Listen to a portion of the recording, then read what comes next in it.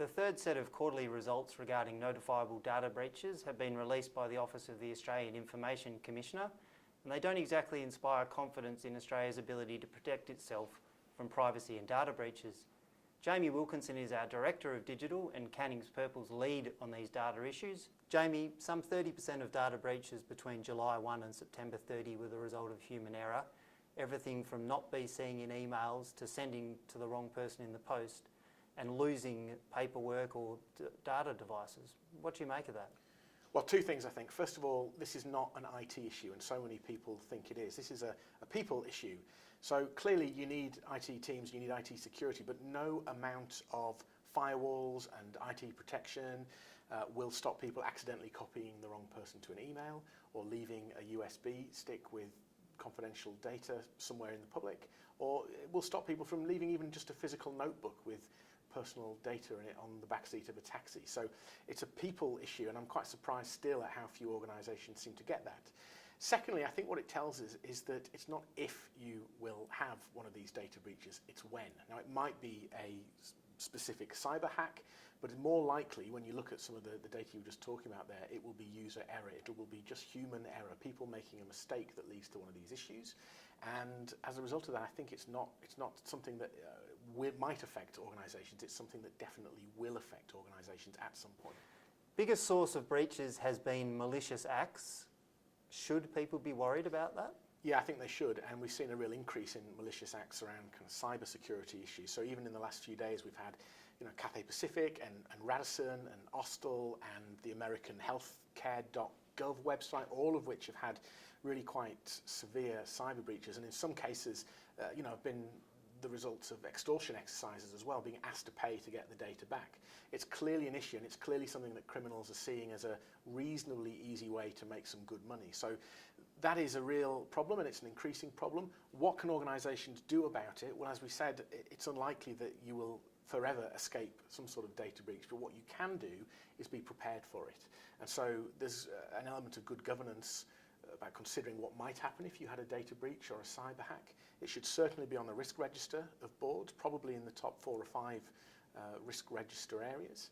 And what we do know is that when people think about the potential impact of, for example, a data breach on their organisation, when they think about it and plan for it, they respond better, and it actually costs them a lot less in the future to pay to get back on their feet.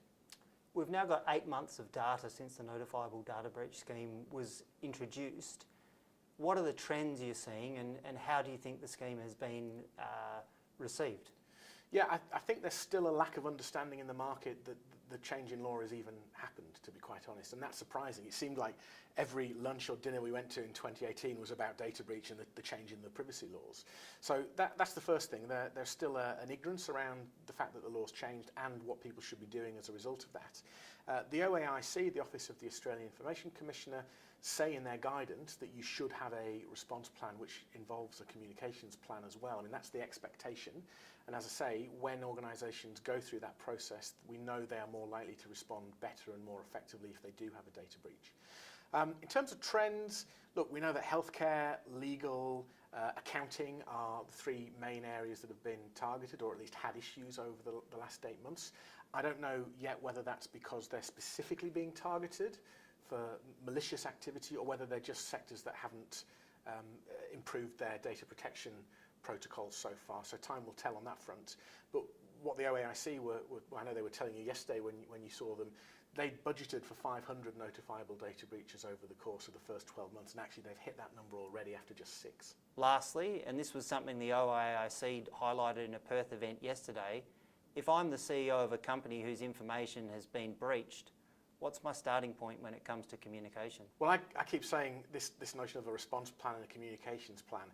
If you've had the data breach when you start to think about that, that's too late. They really need to get this as part of their planning before they get a data breach or some kind of cyber hack.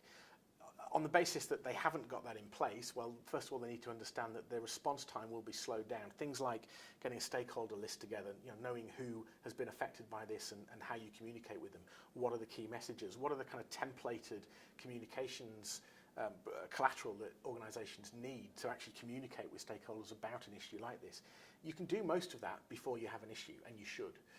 On the basis that you haven't done that, the other things to consider are contacting professionals who deal with this stuff day in, day out. Now that might be additional IT support. It's probably digital forensics because data breaches are notoriously hard to identify and then to track and then to ascertain what data has actually been breached and perhaps even where it's gone.